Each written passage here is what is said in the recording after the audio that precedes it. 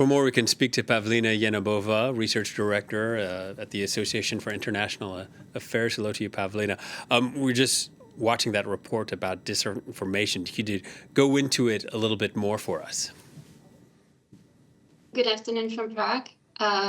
Yes, the disinformation, and especially the Russian narratives, has appeared in the ongoing campaign before the election that is taking place today and tomorrow. The topic of the narratives was mostly the low quality of life, allegedly in Czechia, which would tell people to go and vote for the anti-system parties, the far right, SPD, or the far left, Stačilo or Enough. But of course, a part of the disinformation sort of coverage was also focused on Ukraine and the war in Ukraine and the support of Ukraine, and that Ukraine shouldn't be supported by Czechia, and also that the European Union as well as NATO are weak actors on the international stage. Yeah, and the current governing center-right coalition, how have they tried to combat against that disinformation campaign? They have been the current government led by the Spolu coalition, and also with the participation of the mayors and independents. They have been very proactive in their foreign policy and also very active in their support for Ukraine. They have been criticized for paying not enough attention to domestic issues, which will probably cost them the governmental seats in this election.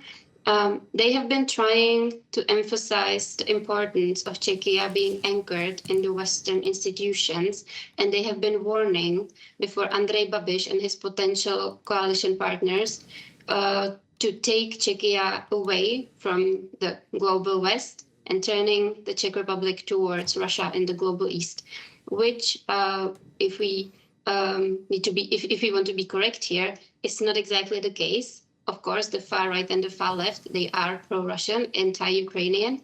But if we look at ANO themselves, they are not specifically pro-Russian. Okay, and about Babiš, his chances, what do you think we'll see after this election plays out this weekend? Is he going to return to power? I think it's almost certain at this point that ANO will win the election. And that Andrej Babiš will become the prime minister for the second time.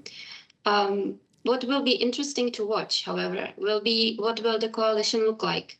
How will he manage to get enough support in the lower chamber of the Czech parliament to actually have a stable government?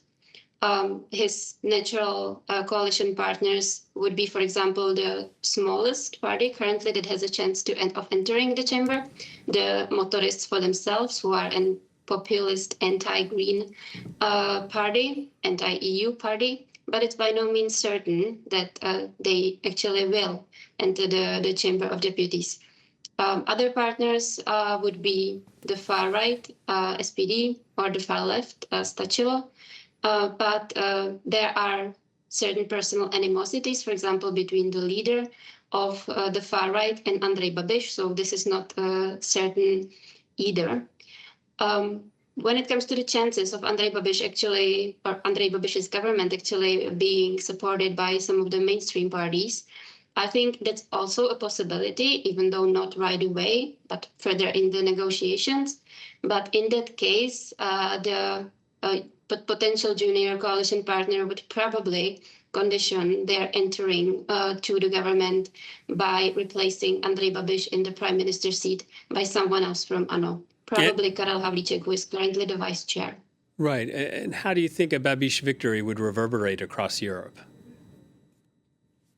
Andrej Babiš has been known for being a close ally to Viktor Orbán.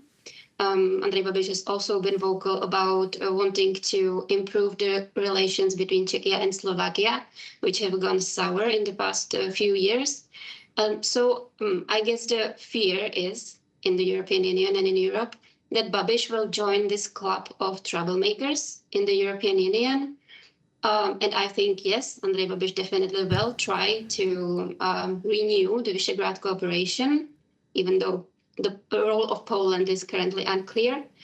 But I also think that Andrej Babiš wouldn't have an interest in, for example, supporting Viktor Orbán in blocking the sanctions against Russia. Something like that, I think, cannot be expected from Andrej Babiš. All right, Pavlína, thank you so much for your time. Pavlína Janebová joining us from Prague.